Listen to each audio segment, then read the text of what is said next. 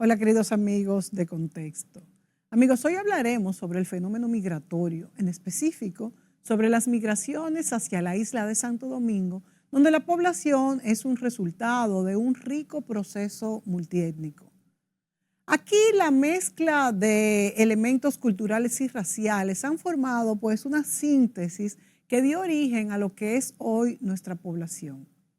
Las diferencias de cada grupo integradas a través del tiempo bajo determinadas circunstancias históricas dentro de un territorio definen lo que es la cultura dominicana. Si nos preguntamos qué somos, bueno, pues somos la cultura originaria, o sea, la indígena, los blancos europeos, los negros y todos los que llegaron posteriormente, árabes, judíos, chinos, norteamericanos, todos en distinta medida forman parte de este crisol. Este tema lo trataremos en dos partes. Primero, la parte de la llegada de españoles y africanos en la época colonial del siglo XVI y las posteriores inmigraciones hasta el final del siglo XIX con la participación de otras naciones europeas que se disputaban en aquel tiempo lo que era el territorio americano, y africanos que también venían de distintas regiones, pero eran traídos por la fuerza. Hoy somos una población de dominicanos que compartimos características comunes con similitudes y diferencias dentro de una misma unidad identitaria que de lejos identificamos, reconocemos y amamos.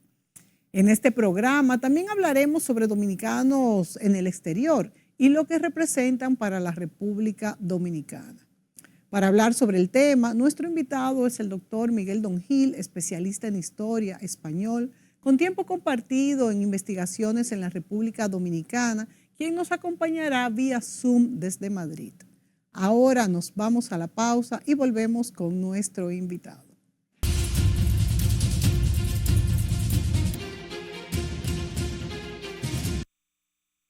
Amigos, ya estamos aquí en el estudio con nuestro invitado, el doctor Miguel Don Gil, quien nos acompaña vía Zoom desde España. Y hoy hemos escogido el tema de hablar sobre las migraciones y principalmente sobre las migraciones a la isla de Santo Domingo. Bueno, desde, como decía en la introducción, desde el finales del siglo XV y todo el siglo XVI, hasta el siglo XIX, cuando, bueno, llegaron muchos otros tipos de migrantes europeos, ya no solamente españoles, comenzaron a llegar a lo largo de todo el tiempo y hoy somos lo que es la raza dominicana, esa simbiosis de todo lo que significa. También durante el siglo XX hubo migraciones muy interesantes, como decía, de orientales incluso, chinos, japoneses, israelíes, de manera que hoy vamos a desarrollar este tema. Bienvenido, Miguel. Hola Mónica, ¿qué tal todo? Muy bien, ¿cómo está Madrid? Bien, bueno, aquí tenemos 22 grados, es decir, que hace calor y para allá Bueno, hace calor frío. para nosotros no es, calor para nosotros no es.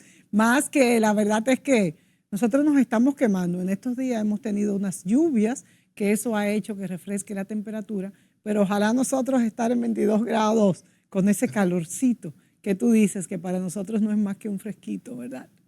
Bueno. Sí. Vamos a ver cómo viene este verano para la República Dominicana, que se perfila con una fuerte temporada ciclónica y mucho calor. Ya te iremos informando y a todos los que quieran venir a visitar nuestra maravillosa isla. Miguel, háblanos primero, vamos a hacer un esbozo de lo que ha significado la migración para el mundo y en especial para América, para luego centrarnos en la isla de Santo Domingo.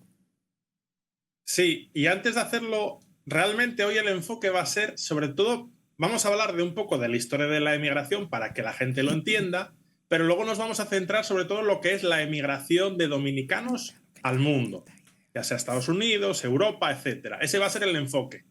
Y luego también, porque me parece curioso, y lo veremos ya hacia el final del programa, contar casos de dominicanos y dominicanas que han ido al exterior y bueno, han tenido una trayectoria relevante y son primeras figuras en sus respectivos ámbitos de profesionales o de estudios, etc.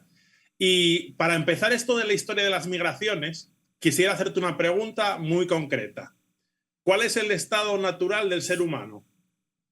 ¿Estar quieto o en movimiento? Bueno, justamente todas las sociedades comenzaron siendo errantes, no eran nómadas, pero yo creo que las posesiones y la comodidad nos hicieron asentarnos en lugares y principalmente la agricultura, por supuesto. Pero es verdad, lo nómado es como, pues somos una especie animal, definitivamente. Y los animales, pero también los animales, fíjate que los pajaritos hacen su nidito, cuando tú tienes un perro se acostumbra a esa camita, de manera que yo creo que es híbrido. O sea, tanto somos un poco nómadas cuando se nos acaba el cultivo en un lugar, cuando la cama se nos destruye, pero también somos sedentarios, o sea, hacemos un hábitat. De manera que yo creo que es por tiempos, esto es por ciclos. Bueno, la primera parte de tu respuesta, y bueno, eres una alumna aventajada porque sabes mucho. El origen del ser humano es estar en movimiento. Sí. Y hablas de las poblaciones nómadas. A ver, Sí. la historia de la humanidad está en África. Sí. En África surgen los primeros seres humanos. Digamos que nuestra especie actual, que es el Homo sapiens, surge en torno, por evolución, a partir del año 200.000. 200.000 antes de Cristo. Por esas fechas surge el Homo sapiens como tal y se va a ir distribuyendo, se va a ir desplazando. ¿Por qué se desplazan las poblaciones humanas?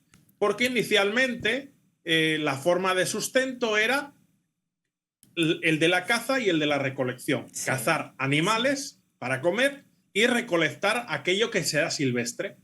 Lógicamente, ya ese concepto de coger animales para guardarlos y criar o plantar, todo esto, la agricultura y la ganadería, es, digamos, una evolución posterior. Y esto es lo que nos llevará miles de años después a establecernos en regiones.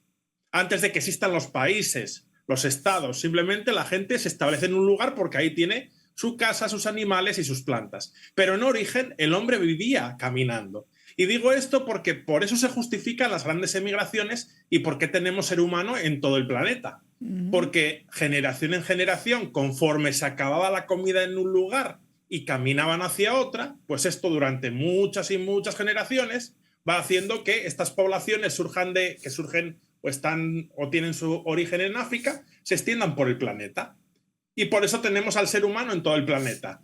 Que es cierto que luego hay diferencias en torno al color de piel, el color de ojos o otras características físicas, más altos, más bajos, pero eso ya va a ser una adaptación del cuerpo del ser humano al clima y a las condiciones de cada lugar. Exacto, eso también es importante, que no está totalmente definido, pero estas características de cada una de las poblaciones, de las razas, aunque también está el concepto de que es solo una raza, que es la raza humana, pero estas diferencias que fueron, pues, fueron resultado de mutaciones a lo que fueron todos estos eventos climáticos que hubo durante todos estos años. Tú hablas de 200.000 años antes de Cristo, cuando este ya ser humano en su evolución tuvo diferentes adaptaciones. Y tú hablas también, Miguel, de un concepto muy interesante, que es que no existían primero países y mucho después fue que surgió el concepto de nación tan acariciado por nosotros, por los humanos del siglo XXI y del siglo XX. Este fue un concepto relativamente nuevo porque vino a surgir en el siglo XVIII con la Ilustración, si no me equivoco.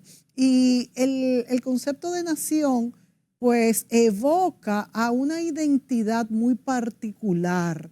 Por ejemplo, la identidad del dominicano, la nación dominicana, cuestiones que no existían. Por ejemplo, vamos a hablar de cuando llegaron los españoles a la isla, hablaremos del siglo XVI, XVII, XVIII. Ya la nación dominicana surge cuando la independencia, 1844, de manera que el concepto de nación es un concepto relativamente nuevo en la historia del mundo, si nos referimos a toda esta gran historia. Y también es bueno señalar que los antiguos, hablando ya del Imperio Romano o de esos primeros imperios, no eran ningunos brutos, por decirlo en palabras más llanas. hemos hecho en este mismo programa, yo creo que incluso contigo mismo, programas muy interesantes sobre, por ejemplo, la Biblioteca de Alejandría o muchísimas conquistas sobre los Ptolomeos en Egipto, que tenían la verdad, de hecho, se sabía que desde los Ptolomeos en Egipto se sabía que la Tierra era redonda. Lo que no se sabía era que América estaba en el medio. De manera que el saber ha sido una meta desde la antigüedad, desde mucho antes de Cristo. O sea que siempre hemos querido saber más y el poder estuvo determinado desde esas épocas por el saber. Pero las migraciones fueron sumamente importantes y definitivas en lo que es el mundo que hoy vivimos. Y Miguel Don Gil pues nos está explicando pues la importancia de esas migraciones para caer luego en la isla de Santo Domingo, Miguel. Por hilar con lo que estabas comentando, ciertamente en origen, como digo, las poblaciones humanas se asientan por cuestiones de que ahí tienen la comida asegurada, porque plantan y porque tienen ganado. Luego, lo primero va a ser pues, el concepto en esta evolución histórica muy rápida, ¿no? Porque esto daría para miles de horas, sí. El concepto de las ciudades-estado. Ciudades-estado, que son como países pequeñitos en una ciudad. Luego más grande ya van a venir por reinos, imperios, etcétera, o repúblicas, ya grandes estados. Pero el concepto de lo que es Estado-nación, que es lo que bien hablas, por ejemplo, la identidad dominicana, la bandera, el himno, todo eso, digamos que es muy reciente, del siglo XVIII, sobre todo a partir de la Ilustración, también de la Revolución Francesa. Inicialmente, o durante toda la historia, lo que va a haber son territorios, países que en realidad su símbolo de identidad son sus gobernantes. Lo digo coloquialmente porque, por ejemplo, la corona de Castilla era los territorios del rey y el rey podía adquirir nuevos territorios y pasaban a formar parte de su propiedad. Sí, pero como tal no había una bandera. Inclusive a nivel marítimo, las banderas que se usaban eran la bandera o la enseña de la familia. Esto va a hacer, por ejemplo, que es muy curioso, como, que eso no se sabe mucho, la bandera española, que es roja, amarilla y roja, se tiene que adoptar en el siglo XVIII porque, dado que los Borbones, la dinastía de los Borbones reina en Francia, en España y en otros lugares, hace que en el mar se confundan, porque todos usan la misma enseña familiar. Entonces se decide elegir el pabellón que es rojo, amarillo y rojo para distinguirse de otras banderas. Pero como digo, esos símbolos nacionales son del siglo XVIII y ya el XIX. Entonces son muy recientes los estados-nación. Cuando tú a unos símbolos concretos, la bandera, el himno y otros elementos, o también hay pues que si el árbol nacional, el ave nacional, todo esto que se elige de manera racional, son formas de introducir en unos elementos el resumen de lo que es la identidad de un pueblo, de un país, en este caso de República Dominicana. Y fíjate, Miguel, dando un poquito hacia atrás, la importancia de la simbología en la historia de la humanidad ha existido desde siempre. Tanto es así que podemos identificar en todos estos restos estudiados de la llamada prehistoria y de la historia también después de Cristo, símbolos que definen muchísimas características de pueblos, de sociedades, de grupos. Y esa simbología, como tú bien dices, que durante todos estos imperios que se sucedieron en Europa, como estos símbolos en las monedas, en las banderas, ya toma una connotación distinta. Y cuando surge el concepto de Estado, de nación, pues se utilizan todos estos símbolos para reforzar lo que esto representa. También podemos ver, y como muy importante, los símbolos en la música también, los himnos, todos estos forman parte de este lenguaje simbólico. Y también, aunque no forma parte de la importancia de las migraciones, es bueno mencionar, ya que mencionamos todo este movimiento de la Ilustración donde surgen las ciudades-naciones y esta identidad nacional, como en la Ilustración donde se evocan, se llaman, se celebran y se pelea por lo que es la igualdad, la justicia y todo este movimiento con Montesquieu y toda esta gente, desemboca en un Napoleón, que lo que fue un tirano, el tirano bueno, como se le llama, el tirano justo, no me acuerdo cómo era que se le calificaba. Y surgen incluso en América estos conquistadores de Américas que fueron independentistas, pero también fueron tiranos. O sea que en la historia de la humanidad es una secuencia de hechos sumamente interesantes y que uno es evolución del otro y se concatenan y tenemos la sociedad que hoy vivimos. Necesito, Mónica, contigo un programa de 4 horas, porque siempre sacamos 1000 temas. Temas que vienen al caso, ¿no? Sí, no, pero como yo te respondo, pues sí, tú eres un interlocutor maravilloso. Pues mira, seguimos esto que entonces. Dices, pero mira, voy a hacerte un inciso. A ver, sí. Todo se tiende cuando se divulga la historia a hacer muy sintético. Sí. ¿Ves? Y tú dices, la Revolución Francesa, que los pobres, los últimos, los humildes... es que hay que hacer un entrecomillado. Y otra cosa, realmente... Miguel, y te interrumpo de nuevo, la Revolución Francesa no la hacen los pobres. Claro. La Ilustración no la hacen los pobres, muchos de ellos eran nobles, que buscaban justicia, pero al final, como digo yo, surge Napoleón y que fue un tirano muy fuerte. Continúa.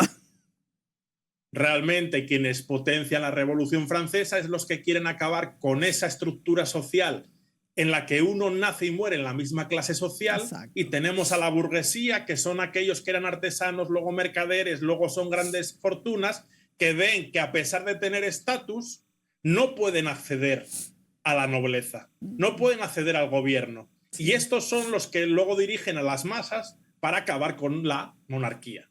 Entonces, por eso hay que explicarlo. ¿Cuál de ellos era que era noble? Hay uno de ellos, varios, pero era Rousseau o Voltaire, uno de ellos era noble. No me acuerdo cuál era. Alguno puntualmente sí, pero tenemos que tener en cuenta que la Revolución Francesa, en sus diversas fases, se pasó por la guillotina al 95% de las clases, vamos a decir, poderosas. Sí, digo entre comillas porque se pasaron desde nobles hasta clérigos, pero no obispos y tal, hasta curas. Y a nivel de la nobleza, bueno, se llegó a un límite que casi se acabaron matando entre ellos. Pero bueno, eso da para otro programa. Lo interesante aquí es ver que estamos hablando cómo evolucionan las migraciones de la humanidad y se van creando estados, países, etc. Y en migraciones, una gran emigración es cuando se encuentra América, pues lógicamente Occidente o Europa, liderados por la Corona de Castilla y Aragón, tienen la oportunidad de ese gran territorio, que es inmenso, más grande que Europa, bastante más, de poder llegar y establecerse. El primer punto es la puerta de América y es, lógicamente, Santo Domingo, la isla de la Hispaniola o Española, originariamente, que luego, por la evolución, lo vamos a ver en unos segundos, unos minutos, pues se divide en 2 países. Pero lo interesante es cómo, si se llega primero a la Hispaniola, donde está la capital primera de América, está la primera casa de acuñación de moneda, está el primer tribunal, está el primer obispado, todo está aquí, Santo Domingo. Bien. Ver cómo, aunque esto es así, pasa muy poco tiempo, 3, 4 décadas desde el descubrimiento y que todos los servicios y el poder central se establece en la Capitanía General de Santo Domingo, pasa muy poco tiempo cuando se dan cuenta de que realmente el gran potencial está más allá, que es donde están las grandes masas de territorio, América del Sur y América del Norte. Cuando se dan cuenta de esto y de que allí hay mucha mayor población y hay muchos más recursos, digamos que enseguida la corona va a centrar su interés en ir a estos lugares. Y lo que inicialmente era el centro del Nuevo Mundo, la República Dominicana actual, Santo Domingo, pues va a ser una plaza secundaria en importancia. Sí que sigue siendo el puerto de entrada a América, pero una vez que se entra, ya no se va a quedar ahí la gente, sino que van a ir a los diversos destinos. Y esto hace que, a nivel de lo que es la isla de la Española, pues digamos que entre en un periodo pues, de cierto letargo, inclusive hasta de crisis. Un momento importante va a ser cuando tenemos que hablar de la famosa isla de la Tortuga, donde hay piratas, huidos, etc. También luego hay un interés de Francia por por tener presencia allí, y desde la isla de la Tortuga se produce pues la llegada de los franceses a la zona oeste de la isla, que sería la actual zona o región de Haití. ¿Por qué llegan los franceses ahí? Porque se da cuenta de que esa zona está despoblada, porque realmente hay muy poca población en la isla de la Española, y fundamentalmente la población que hay está más bien para la región este, que es la zona de Santo Domingo, etc. Entonces van a hacer unas incursiones, y esto es lo que va a obligar a tomar decisiones desde el ámbito gubernativo, y esto justifica en parte las famosas devastaciones de Osorio en el siglo XVII, a principios del siglo XVII. ¿Qué es lo que se va a hacer? Bueno, dado que pueden invadirnos y están empezando a entrar los franceses por aquí, vamos a hacer una política de tierra quemada, vamos a dejar el territorio vacío y vamos a hacer que no tengan víveres ni nada para usar. Y entonces se va a hacer una política de abandono y de tierra quemada. Esto luego va a hacer que, por tanto, lo que es el Santo Domingo español, pues se quede en la parte este de la isla. ¿Y qué es lo interesante? Que cada vez que va a haber un conflicto en la historia de primero Capitanía General de Santo Domingo y luego República Dominicana actual, cada vez que va a haber un conflicto, esto va a afectar a la población. Y aquellos que tienen la posibilidad, en épocas de conflicto, toman la decisión de emigrar. Por tanto, yo a veces digo, y como conclusión, de que está en el ADN dominicano el emigrar, el viajar. Primero, fruto en la historia de la necesidad, cuando había conflicto o cuando se veía que había mejores oportunidades en otras regiones del Caribe o de América, las clases, eso sí, lógicamente más pudientes, en este caso, mandaban a sus hijos a esos lugares. Y a veces esos hijos regresaban y a veces no regresaban y se asentaban en otras regiones. Y esto es, digamos, la historia de lo que son las emigraciones en América y en concreto en la República Dominicana. Te quiero añadir, Miguel, que en todo esto de las devastaciones de Osorio y la despoblación de la parte norte de la isla, que fueron aprovechados, como tú muy bien dices, por los franceses y que se instalaron allí, y ya luego pues se fueron a la parte este y todo lo del Tratado de Basilea y demás entre España y Francia.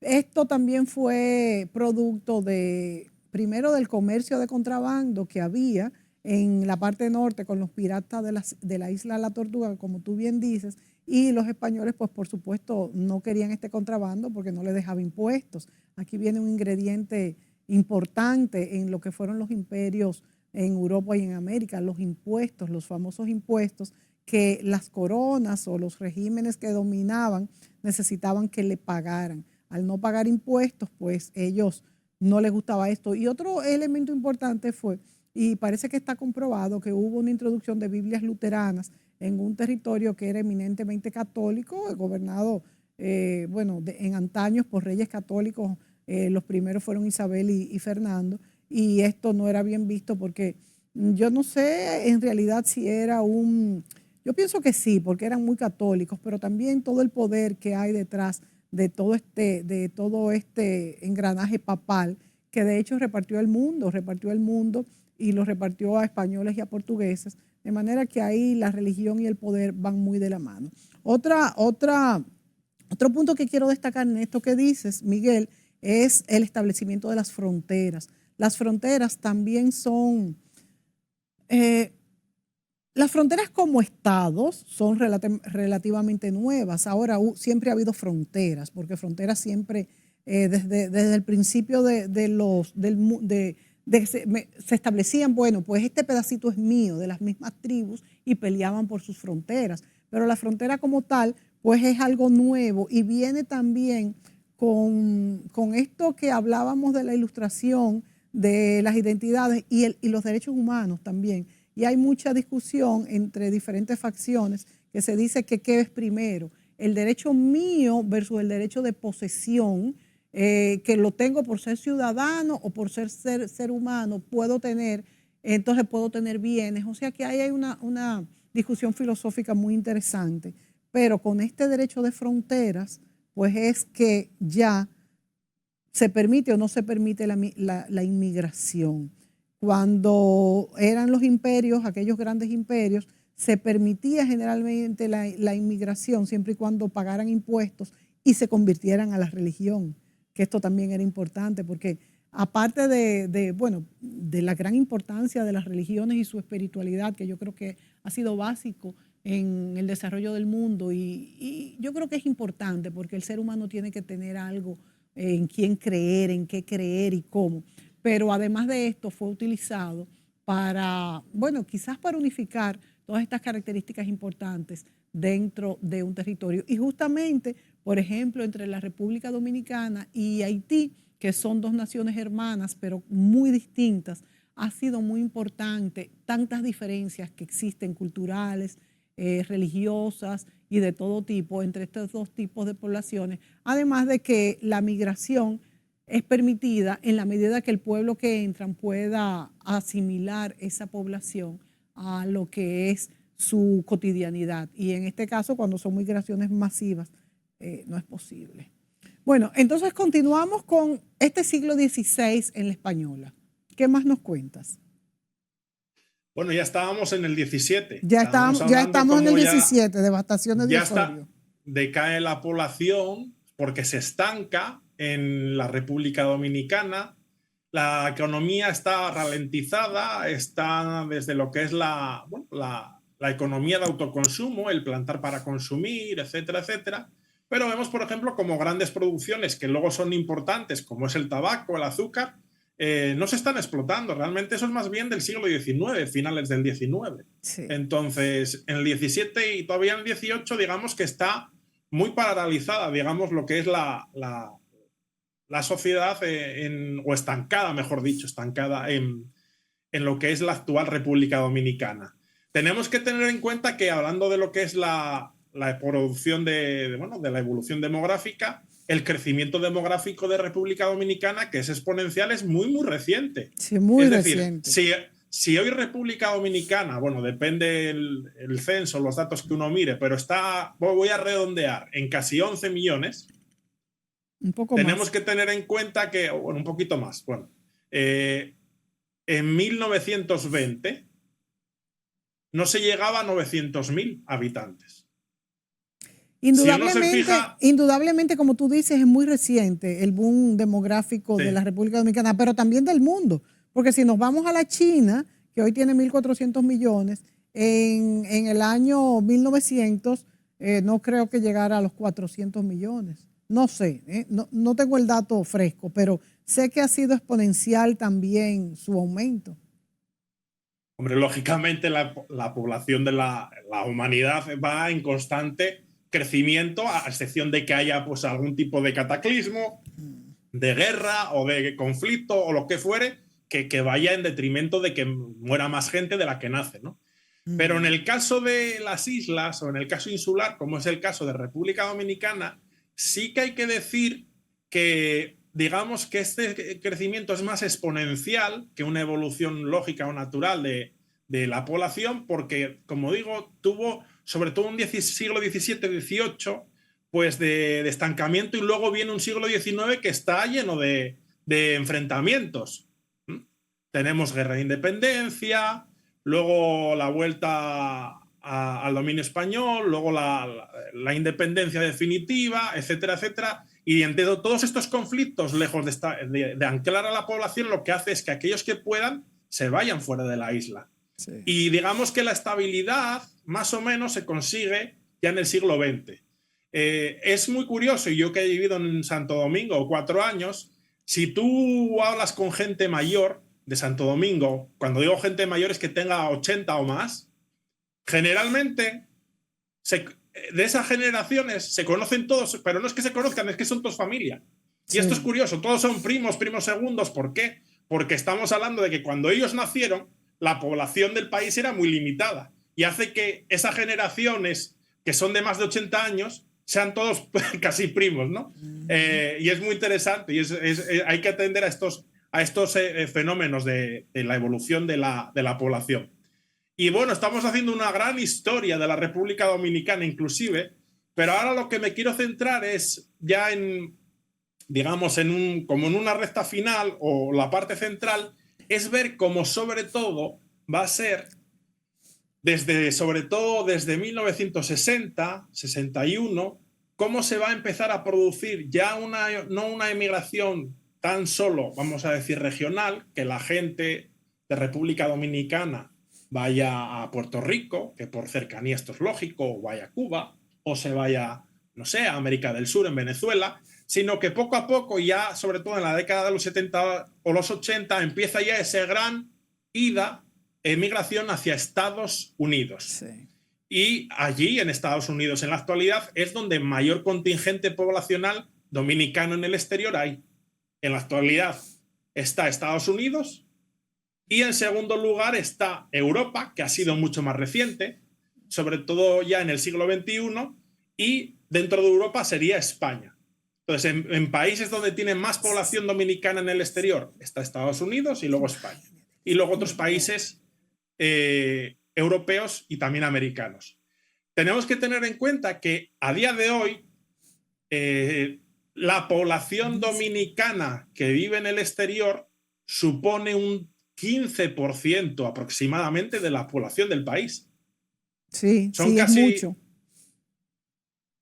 casi de por sí son como si dijésemos una región, ¿no? Una provincia sin territorio, en el sentido de que es una masa de población importante.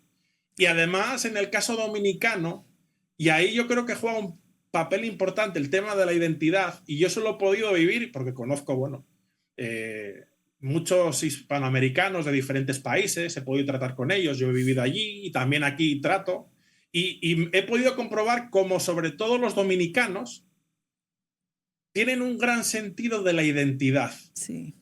Cuando están en el exterior, mantienen sus tradiciones, se juntan mucho entre ellos, no pierden, digamos, su conexión con República Dominicana e inclusive la fomentan. También hay que hablar, por ejemplo, cómo intentan ayudar a sus familias en las medidas de sus posibilidades. Está el gran fenómeno de las remesas, que suponen un porcentaje interesante dentro del Producto Interior Bruto de República Dominicana.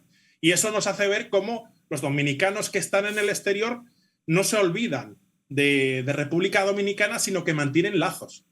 Es más, Incluso, Miguel, siempre los dominicanos en el exterior tratan de comprar una propiedad en la República Dominicana, incluso los que no piensan volver, para entonces venir de vacaciones para su familia. Y como tú dices, el fenómeno de las remesas es enorme.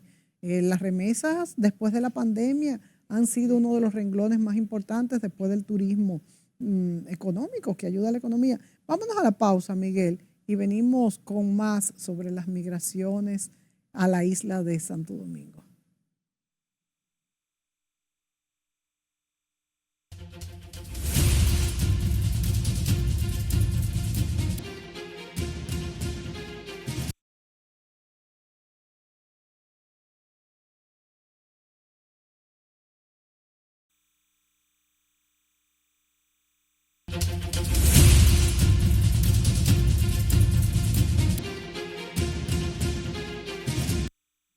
Hoy hablamos sobre las migraciones en Santo Domingo y en toda la isla porque hemos hecho un recuento histórico y nos acompaña vía Zoom el doctor Miguel Don Gil desde España.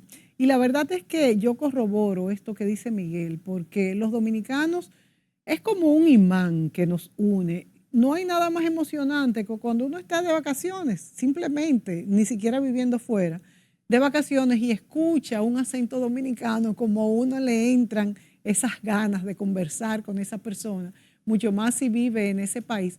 Y la verdad es que yo he encontrado así, de sopetón, como tenemos el término nosotros los dominicanos, que quiere decir sin buscárnoslo, dominicanos en un centro comercial, en cualquier sitio, y eso emociona muchísimo a uno. Esto quiere decir que amamos mucho lo nuestro y que donde quiera que nos encontremos, queremos compartir lo que es nuestra identidad. Yo recuerdo que estuve una vez en Alaska, en algunas ciudades de Alaska, y ahí pues escuchaba ese acento característico dominicano nuestro y me emocionaba muchísimo y descubrí preguntándole a ellos, que generalmente eran jóvenes, que hay una gran comunidad dominicana en Alaska, porque hay muchas facilidades. Creo que los estudios son gratis, como es una ciudad, son ciudades muy frías y alejadas, pues hay que atraer la migración y es un vasto continente, no es como por ejemplo nuestra isla, que es un continente muy pequeño y con mucho calor y bastante poblado, además de que tenemos la cordillera en el medio. Gracias a Dios que eso nos es un pulmón, pero no podemos con demasiada migración. Bueno, Miguel, hablemos un poco de la diáspora, a ver qué nos tienes de la diáspora dominicana en el exterior, en este siglo XXI. Bien. Tú comentas, hablas de Alaska. Bueno, Alaska es parte De de Estados Estados Unidos. Unidos.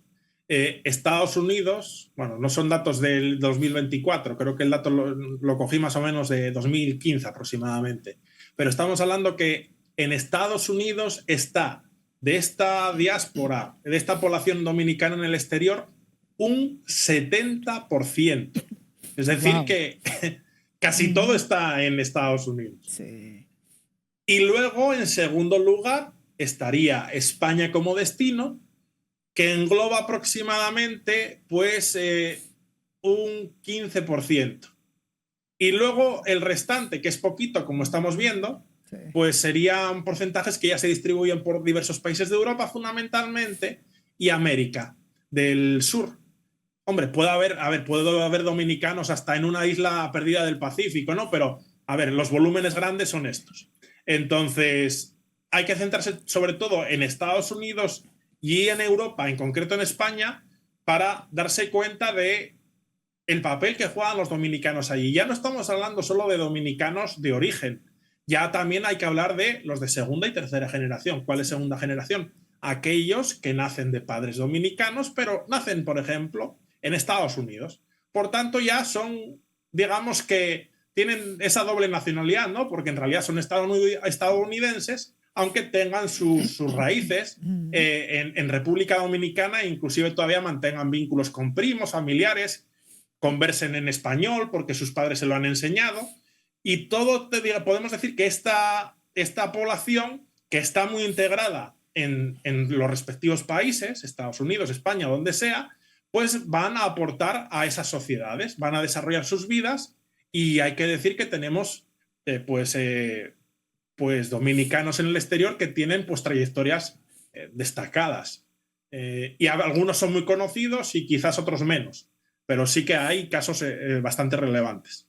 Y también hay que señalar, Miguel, que el dominicano con nuestro carácter vivarachero, el dominicano es muy activo, a veces habla un poco alto, es alegre y a veces es un poquito desorden. Sin embargo, yo veo que cuando van a Estados Unidos se comportan, hay algunos chistes incluso, como los dominicanos cuando van en el aeropuerto, en la fila de aquí, pues están a veces con la fila no muy recta, hablando mucho, hablando un poco alto, y cuando llegan a la fila de allá, están los más callados, los más en orden, o sea, que saben alinearse a lo que son las reglas donde se llega. Y yo creo que eso es algo que las poblaciones migrantes deben de aprender y estar conscientes, que cuando uno llega a un lugar, uno necesita acogerse a las leyes, como dices, donde llegues haz lo que vieres. Entonces, el dominicano se adapta y tenemos muchos dominicanos destacados en el exterior y gente que se ha fajado, que no solamente han llegado a la palestra pública, sino que se han fajado, que han criado sus hijos, que tienen buenos empleos, que aportan a los lugares donde van. En Estados Unidos ya tenemos funcionarios públicos dominicanos, cosa que nos enorgullece muchísimo. Y ahí volvemos con este concepto de identidad. Bueno, primero hay una identidad del ser humano, que es que todo lo que haga un ser humano o que le afecte a un ser humano, me afecta a mí como ser humano. Pero ya esa identidad, ese concepto de nación, es más allá de la identidad humana. Lo que le pase a un dominicano a mí me duele doble, porque es que es un concepto inmaterial, pero todo lo inmaterial implica un sentimiento. Entonces tenemos este sentimiento. Yo me imagino que a ti te pasa lo mismo con España. Sí, sobre todo, bueno, me di cuenta sobre todo cuando estuve allí y luego al principio, la primera etapa de esos 4 años, que por el Sí. tema de la pandemia no podía viajar, me tiré más de 2 años de seguido en República Dominicana sin visitar España.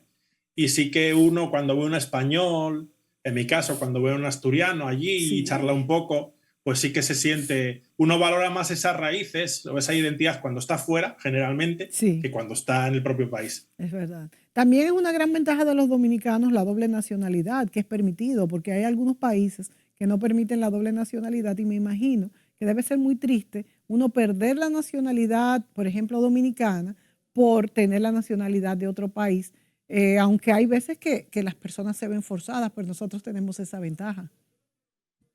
Hombre, yo diría que hoy en día es minoritario los casos en los que hay que renunciar a la nacionalidad para poder adquirir otra. Pero sí, todavía quedan países. Sí, todavía Pocos, pero quedan. quedan. Todavía puede quedar países. Bueno, háblame un poco de tú que eres español y que estás en un país donde hay muchos dominicanos, la excelencia dominicana en el exterior. ¿Qué podríamos hablar de esto, tú como extranjero? Bien, pues mira, voy a empezar al revés, porque iba a empezar el orden de importancia por Estados Unidos, pero voy a Sí, empezar por España. En el caso de España, que lógicamente es más fácil ver dominicanos destacados en Estados Unidos, fruto de que hay un 70% de esa población en el exterior allí. sí. Pero en España, aunque sea en menor grado, porque hay menos población dominicana, sí que hay casos de personas destacadas.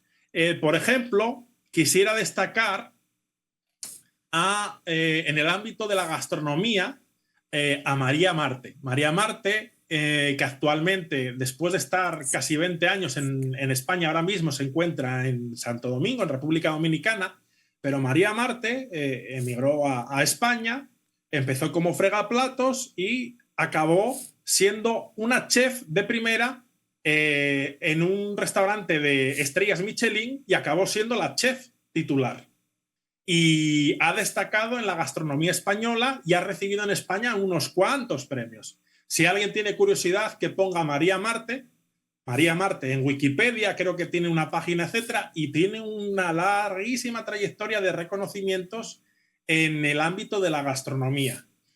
Y curiosamente, y eso yo, aunque no la conozco para nada, pero sí que si esto lo ve, pues le lanzo un aplauso. Ella, a pesar de que desarrolló toda su actividad y obtuvo muchos premios, ella tiene en la actualidad 45 años en España, hace 2 años, si no me equivoco, decidió volver a Santo Domingo para de algún modo pues aportar todo eso que había ella aprendido y potenciar el sector de la gastronomía en República Dominicana.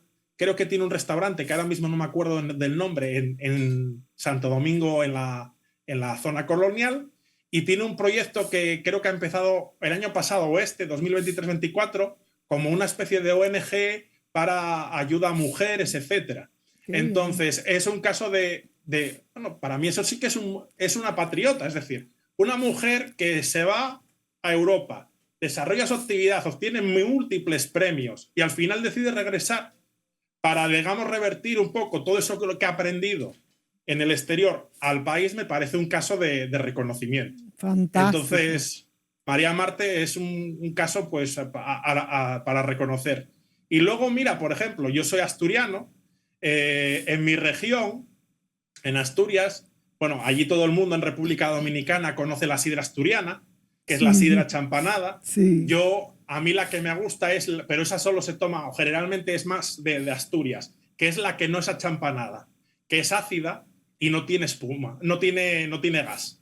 Y esa tiene una forma muy característica de tomarse, que es que se escancia, se coge la botella, se levanta el brazo y con la otra mano el vaso se pone casi a altura del suelo y Ah, se sí, lo he lanza visto, sí, y eso sí, es escanciar. sí. Bueno, pues no sabe la gente en República Dominicana, y se lo tengo que decir, que de los mejores escanciadores de sidra, incluso hay un campeonato, son dominicanos, no son asturianos desde hace ya más de una Wow, década. qué Por bien. ejemplo, tenemos el caso de Wilkin Aquiles, bueno, que trabaja en una sidrería de Gijón, de mi ciudad de origen, y ganó el premio al Campeonato del Mundo de Escanciado de Sidra, que se celebró en Madrid en el año 2023, como el mejor escanciador. Qué Aparte de esto, interesante. participó en el programa, en la versión española de Got Talent, también haciendo una exhibición de escanciado en el año 2022. Entonces, en el ámbito, ya no solo a primera línea, yo debo decir que, sobre todo en la hostelería en España, hay muchos dominicanos, tanto sirviendo las mesas como en la parte de la cocina. Y hacen los platos españoles, que si tú no sabes que la cocinera es, por ejemplo, dominicana, tú te crees que te la ha hecho una señora del lugar. O sea, lo hacen perfecto. O sea, eso hay que reconocerlo. A nivel de la gastronomía, de la restauración, lo hay. Y luego hay una masa que no es tan conocida, hay que ser más especialista, de dominicanos que han destacado a nivel de estudios. República Dominicana tiene una política muy interesante de fomentar becas para que aquellos alumnos destacados viajen al exterior a hacer sus doctorados, etc. Bueno, pues tenemos el caso, y esto, antes de tener yo vínculo con República Dominicana, me empezó a sorprender y luego ya lo entendí. Yo, como soy investigador, cada vez que busco investigaciones para hacer mis estudios, etc., había muchas veces que veía tesis doctorales que se habían defendido en España y eran de temas, no que fuese un dominicano el que lo hiciese, es que era, yo qué sé, la industria del mango en San Pedro de Macorís. Y yo decía, ¿y esto tan específico? Y yo a veces, y es que al principio no ataba los cabos, y yo decía, ¿cómo un español va a elegir un tema tan concreto que dominicano? Luego ya aprendí que son estos dominicanos que viajan a España y hacen luego sus tesis doctorales sobre temas que a ellos les interesa del país, ¿no? Y tenemos muchas tesis doctorales en todos los ámbitos del conocimiento de cosas muy específicas defendidas en España de dominicanos. Algunos regresan al país y otros ya dedican su actividad porque encuentran trabajo en España y desarrollan ya su vida aquí. Pero son ejemplos de personas destacadas en el ámbito intelectual y cultural. Interesantísimo. La verdad es que los dominicanos tenemos mucha facilidad en cuanto a lo culinario.